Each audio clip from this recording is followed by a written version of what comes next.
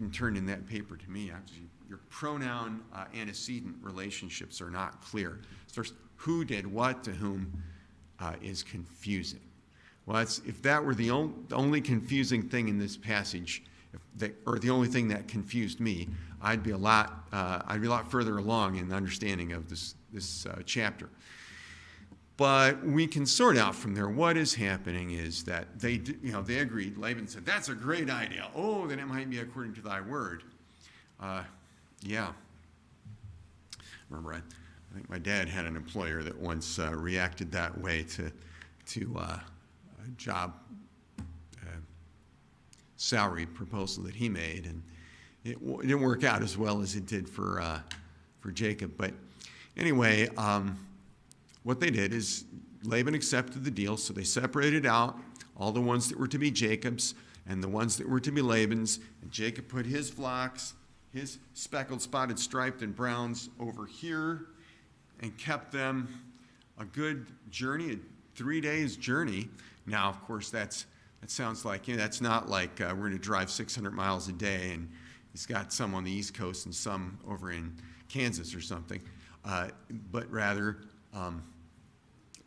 3 days journey for cattle, and that's not too far. 30 miles tops for the total, I would say. I don't think you're going to move them more than 10 miles a day.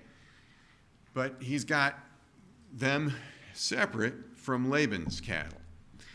And now the tricky part actually starts. So verses 37 to 40. Now Jacob took for himself rods of green poplar and of the almond and chestnut trees, peeled white strips in them, and exposed the white which was in the rods. And the rods which he had peeled he set before the flocks in the gutters, in the watering troughs where the flocks came to drink, so that they should conceive when they came to drink. So the flocks conceived before the rods, and the flocks brought forth streaked, speckled, and spotted. Then Jacob separated the lambs and made the flocks face toward the streaked and all the brown in the flock of Laban. And he put his own flocks by themselves and did not put them with Laban's flock. All right. This is, well, let me let me go ahead and read this, read verses 41 to 43 too. I'll just comment on the whole passage. What I think is going on here, well, I don't really think. What different people think is going on here, other people than me. Smarter people. I'll tell you what the smart folks think is going on here.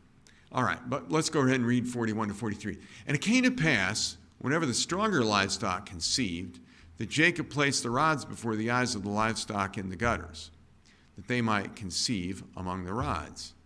But when the flocks were feeble, he did not put them in. So the feeble were Laban's and the stronger Jacob's. Thus the man became exceedingly prosperous and had large flocks, female and male servants, and camels and donkeys. Okay. Now, to me, I find this a difficult passage. What is going on and why? And could that be real? What's going on there? I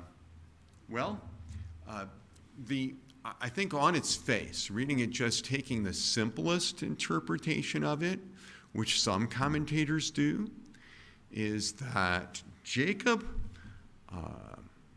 believed that if you took these, so sort of green twigs, where you cut off the bark and there's the white wood underneath, and you cut it in stripes, so you've got now these striped sticks, and you put it in front of the cattle when they conceive. And the cattle looking at the striped sticks when they conceive makes them have striped or spotted offspring. And that happened. That actually worked. That's, on the face of it, what it seems to be saying. Well, what can we say about this?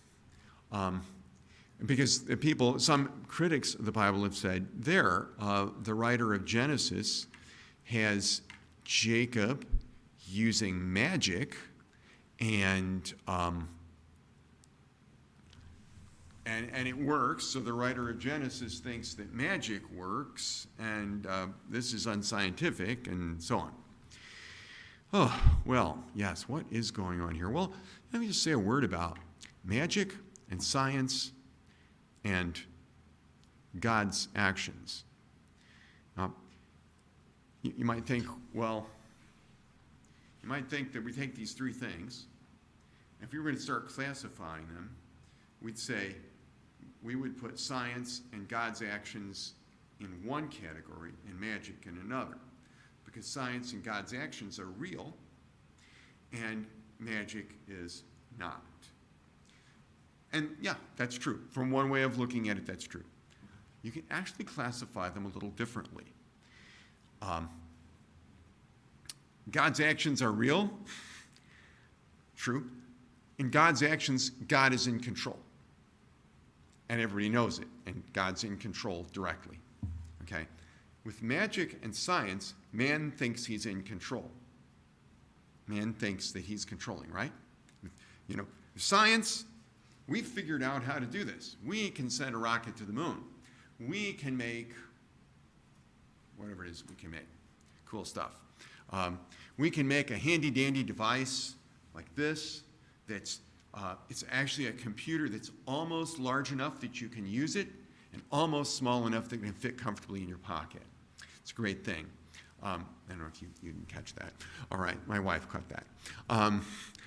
Some of my gripes with the cell phone, that trying to text on it feels like trying to type on a typewriter using a ham stuck on the end of a spear and typing with that, otherwise known as my thumbs.